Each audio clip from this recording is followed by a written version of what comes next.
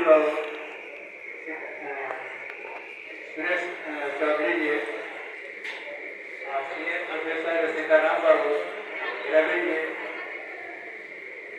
धनंजय बाबू sociology और धनंजय बाबू geography, Hindi विभाग अध्यक्ष जनार्दन बाबू, कृष्णा बाबू, और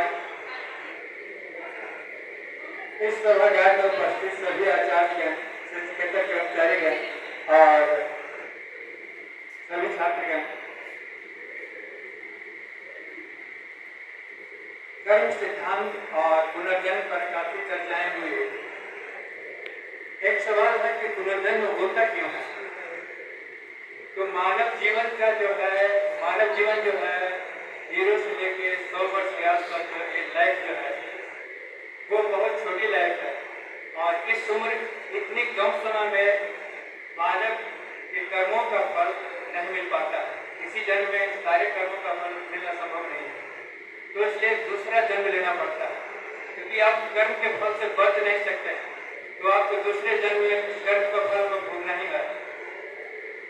दूसरा कारण रिवर्ट का, पुनर्जन्म का दूसरा कारण जो है वो है आपके अंदर पूरे लाइफ जो है बहुत सी कामनाएं हैं, बहुत ज्यादा दौलत चाहते हैं या और भी कोई इच्छा रखते हैं, जो भी कामनाएं आपके हैं, उस कामनाओं की पूर्ति इस जन्म में नहीं हो पाया तो आपको दोबारा जन्म लेना ही होगा। तो कर्म के फलों को भोगने के लिए आपको दोबारा जन्म लेना पड़ता है, और आपके अंदर जो कामनाएं हैं उसकी पूर्ति नहीं होगी, उसके लिए भी आपको दोबारा जन्म लेना पड़ता है जी। हाँ भैया ठीक है। बौद्ध दर्शन बुद्ध रिवर्ट को मानते हैं, पुनर्जन्म को मानते हैं। अच्छा, वैसे बुद्ध को हम कह सकते हैं सेमिनार में थोड़ा देर में जाइए। स्पिरिचुअल साइंटिस्ट हैं। गीता में हम लोग पढ़ते हैं कि जिस तरह से मनुष्य जो है पुराने वस्त्र त्याग करके नए वस्त्र धारण करता है, तो कृष्ण भगवान की बात कृष्ण भगवान कहने से हम लोग आंख मूंद के उसे मान लेते हैं, लेकिन बुद्ध ऐसे व्यक्ति रहे हैं जो कि बहुत उनकी सोच बड़ी साइंटिफिक है। वो तब तक नहीं मान सकते जब तक उसे प्रत्यक्ष देख न लेंगे, उसका प्रत्यक्ष अनुभव नहीं कर ले, तब तक वो मान नहीं सकते। तो बुद्ध जो है, बुद्ध की कई जन्मों की कथा है, जिसे जातक कथा, इस धरती पर 2 पुस्तकें हैं जातक कथा की। एक पुस्तक में जो है बुद्ध की 475 जन्मों की कथाएं हैं, दूसरी पुस्तक में लगभग 500 के आसपास जो है उनके पुराने जन्मों की कथाएं हैं। तो इस सत्य को बुद्ध कैसे जान गए? तो बुद्ध जो है ध्यान की अवस्था में, समाधि की अवस्था में उसे प्रत्यक्ष देखे कि वो पिछले जन्म में क्या थे, उसके पिछले जन्म में क्या थे। तो लगभग 500 जन्मों की बातें जो है उन्होंने अपने शिष्यों को बताया, वही जो है जातक कथा के रूप में है। इस धरती पर 2 पुस्तकें हैं जातक कथा की, जिसमें एक में 475 जन्म की, बुद्ध की पिछले जन्मों की 475 जन्म की कथा है, दूसरे पुस्तक में लगभग 500 जन्म की कथा है। तो बुद्ध जो है जब तक उसे प्रत्यक्ष नहीं कर लेते तब तक वो स्वीकार नहीं मान नहीं सकते, बुद्ध नहीं मानते। तो उनका सोच बड़ी साइंटिफिक है, और बुद्ध जैसे महानतम स्पिरिचुअल साइंटिस्ट जब रिवर्ट को मानते हैं, देखे हैं, तो फिर हमें निश्चित तौर पर यह मानना पड़ता है कि रिवर्ट है, पुनर्जन्म है। और भगवान श्री कृष्ण वो भी बहुत बड़े स्पिरिचुअल साइंटिस्ट हैं। वो जब कहते हैं कि जिस तरह से आदमी जो है पुराने वस्त्र को त्याग कर नए वस्त्र धारण करता है, उस तरह से आत्मा जो है पुराने शरीर को त्याग कर नए शरीर धारण करता है। तो स्पष्ट रूप से कृष्ण कह रहे हैं कि ये रिवर्ट होता है, पुनर्जन्म होता है, और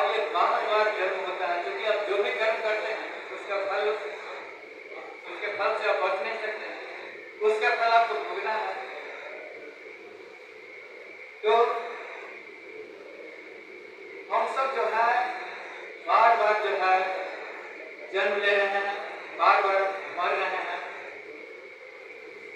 सतयुग, द्वापर, त्रेता, इन युगों की तो खासियत थी कि आदमी जन्म लेता था, वृद्ध होता था, मर जाता था।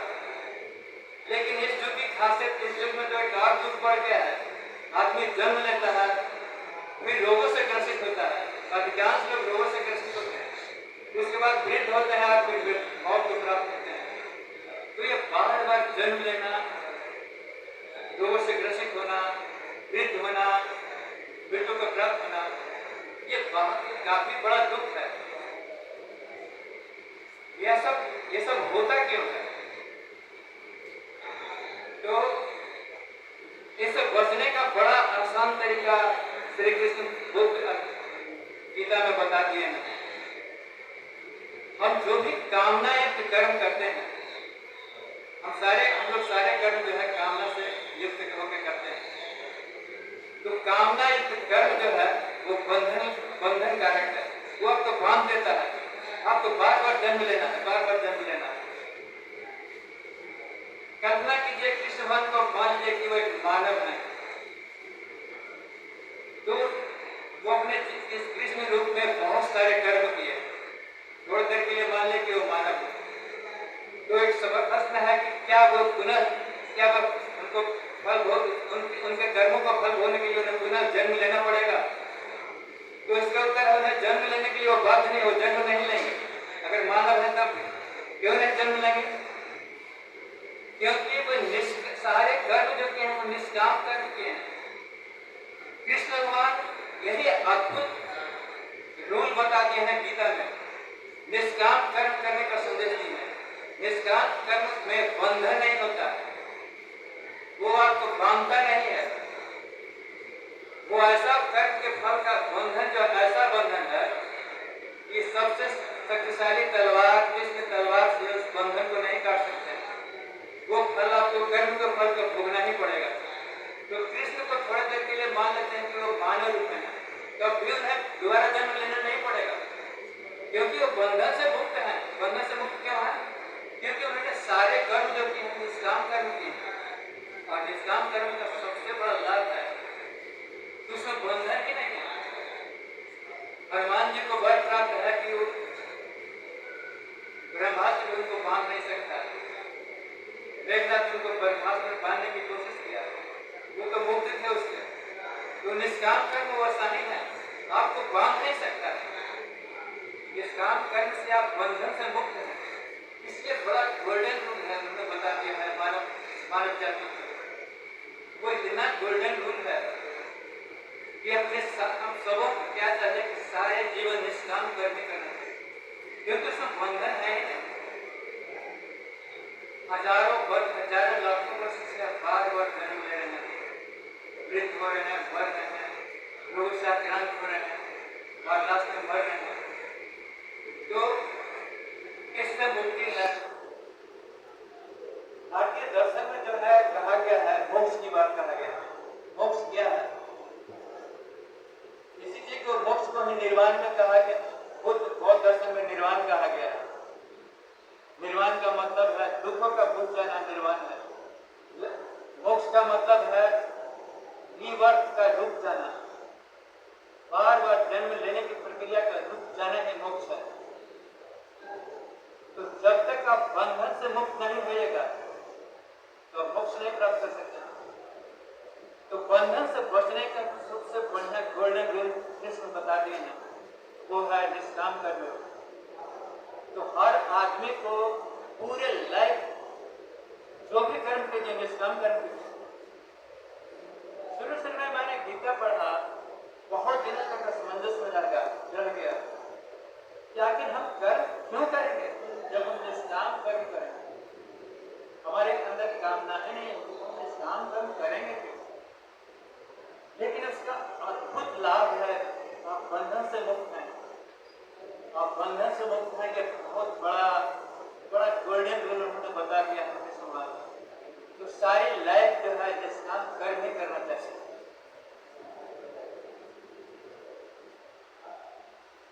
कृष्ण अर्जुन से कहते हैं, अर्जुन पांडवों की जो है बड़ी छोटी थी।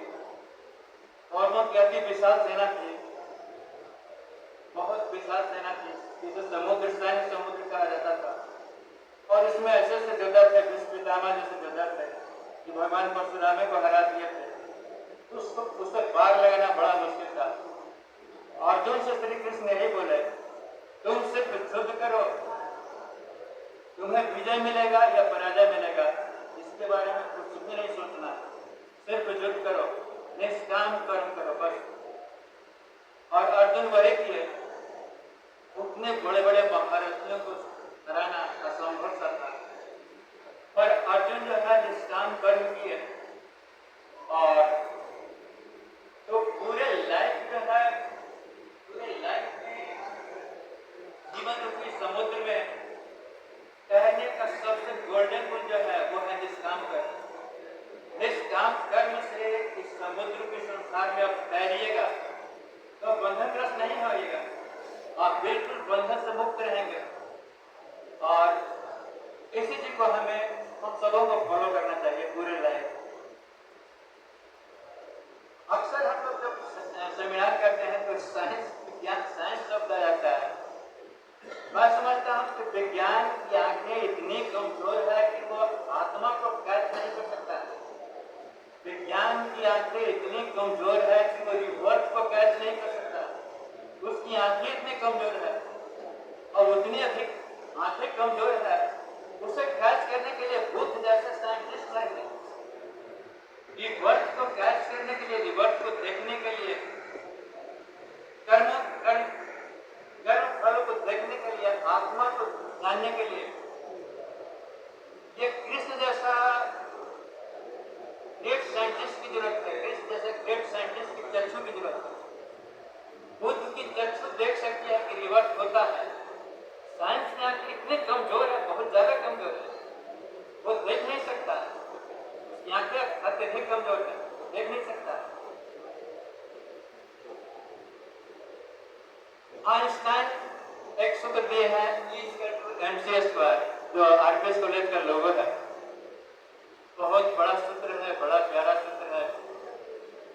वर्षों पहले उन्होंने एनर्जी बराबर mc² का सूत्र दे दिया और उस थ्योरी से एक हाथ में एक थैला लीजिए, उस थैले से काफी एनर्जी पैदा की जा सकता है, बहुत ज्यादा एनर्जी पैदा किया जा सकता है। लेकिन साइंस उसके पास इतनी कम समझ है, वो इतना विकसित है कि उस थैले से एनर्जी पैदा नहीं कर सकता, जबकि एक थैले से पत्थर बहुत ज्यादा एनर्जी पैदा कर सकते हैं उसी सूत्र से, आइंस्टाइन के उसी सूत्र से। लेकिन E=mc² वर्षों से इसी पड़ा हुआ है, जैसे गंदे स्थानों में बहुत बस वो पड़ा हुआ है, बस एक सिद्धांत के रूप में। साइंटिस्टों के पास समझ नहीं है, विज्ञान के पास समझ, आधुनिक विज्ञान के पास समझ नहीं है कि वो एक पत्थर के टुकड़े से E=mc² से काफी एनर्जी पैदा कर सकते हैं। तो कहने का मतलब है साइंस की आंखें बहुत कमजोर है साहब, आप उससे प्रभावित हो रहे हैं। साइंस की आंखें बहुत कमजोर है। आज की विज्ञान में देखिए, लोगों की बड़ी फसल तैयार हो रही है, लोगों की लहलहाती फसलें तैयार हो रही है। त्रेता युग, द्वापर युग, सतयुग, उन सब युगों में लोग काफी स्वस्थ रहते हैं। अभी तो विज्ञान के युग कहते हैं आज के युग को, इसमें तो लहलहाती फसलें तैयार हो रही है लोगों की। लोग 40-50 पहुंचते हैं तो कोई ब्लड प्रेशर, शुगर, तरह तरह के रोग जो है ग्रसित हो रहे हैं। तो क्यों ग्रसित हो रहे हैं? आपके विज्ञान में सामर्थ्य नहीं है उन लोगों को कंट्रोल करने का। आपके विज्ञान की सामर्थ्य बड़ी कम है, आप विज्ञान की चक्षु बहुत कमजोर है। तो हम लोग जो कई हजारों लाखों वर्ष से बार जन्म ले रहे हैं और हर जन्म में पूरी एनर्जी झोंक देते हैं, दौलत को चिट्ठे जमा करने पूरी एनर्जी झोंक देते हैं, हजारों लाखों साल से यही कर रहे हैं। और फिर जो है वृद्धावस्था आता है, मौत आता है और सारी एनर्जी खर्च किए दौलत के चिट्ठे जमा करने में वो रह जाता है। उसका हम मृत्यु के समय में यूटिलाइज नहीं कर पाते। वृद्धावस्था। तो हजारों लाखों वर्षों से बार बार जन्म लेके हम लोग ये कर रहे हैं, सारी एनर्जी लगा रहे हैं दौलत के पीछे जमा करने में। तो हम सबों के लिए ये कर्म सिद्धांत जो है बड़ी उपयोगी सिद्धांत है, जो ये कहता है कि मनुष्य को अपने कर्मों का फल जो है अनिवार्य रूप से भोगना पड़ता है। कर्म फल से आप नहीं बच सकते, आप कर्म फल से बच नहीं सकते हैं, लेकिन बंधन से बच सकते हैं। बार बार जन्म लेने के बंधन से बच सकते हैं, बार बार रोगों से ग्रसित होने की जरूरत नहीं है, बार बार वृद्ध होने की जरूरत नहीं है, बार बार मरने की जरूरत नहीं है। तो बंधन से आप मुक्त हो सकते हैं और वो उस रोग पर फॉलो करेंगे तो वह है जिसका कर्म योग कर्म। तो कर्म सिद्धांत यही आपको कहता है शुभ कर्मों का फल शुभ होता है, अशुभ कर्मों का फल अशुभ होता है। शुभ कर्म करते हैं तो आपको रिवार्ड मिलता है, अशुभ कर्म करेंगे तो आपको पनिशमेंट मिलेगा। तो और फिर पुनर्जन्म का ये दो कारण है। आप जो भी कर्म किए उसे भोगने के लिए आपको दूसरा जन्म लेना होगा। एक घटना आपको जिक्र बताता हूँ। मैंने एक कर्म किया था और उसका फल मुझे इसी जीवन में मिला। रात्रि के 9:30 बज रहे थे, धुआं के पास रेडियो स्टेशन के पास मेन रोड पर आवाज था। उस आवाज में मैं रह रहा था। रात्रि के 9:30 बजे मैं कुर्सी पर अपने रूम में बैठा हुआ था चिंतन की मुद्रा में। मेरी पत्नी सोई हुई थी, उस बेड पर सोई हुई थी, बेड से सटे खिड़की था। अचानक मैंने देखा भिक्षु बेड पर बढ़ता जा रहा, जहां हमारी पत्नी सोई थी, बिल्कुल निकट पहुंच गया।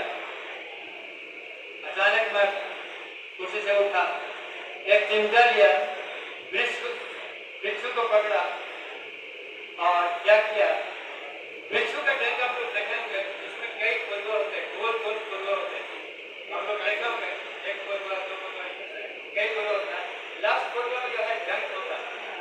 तो लास्ट कोरिडोर जो था मैंने उसे काट दिया, जाते हुए बेड से मैंने काट दिया और भिक्षु को जो है रोटी के किनारे में आवाज था, तो भिक्षु को जो है झाड़ी में डाल दिया, थोड़ी देर पर जाकर झाड़ी में डाल दिया। मैंने कई वर्ष बीत गए, फिर मेरा आवाज खरनौत में आ गया। उसका खरनौत में आवाज आने पर मेरे पास एक गाय थी, उसका बछड़ा बड़ा सा हो गया था। शाम के वक्त अंधेरा होना, अंधकार होना शुरू हो गया था। मैंने देखा कि गाय तो बंधा हुआ है लेकिन उसका बछड़ा गायब है। मैं बाहर खोजना शुरू किया, अंधेरा था, फिर भी खोजा और दौड़ कर उसे पकड़ के लाया और फिर उसे खूंटे में बांधा। लेकिन बांधने की प्रक्रिया में क्या हुआ, बछड़ा बड़ा सा था, उसने अपना पैर यानी उसका खुर जो कहते हैं, उसने पैर से मेरे पैर पर इतना जोर से पूरा दबाव कर दिया, पूरा वजन उस पर दे दिया, जिसके कारण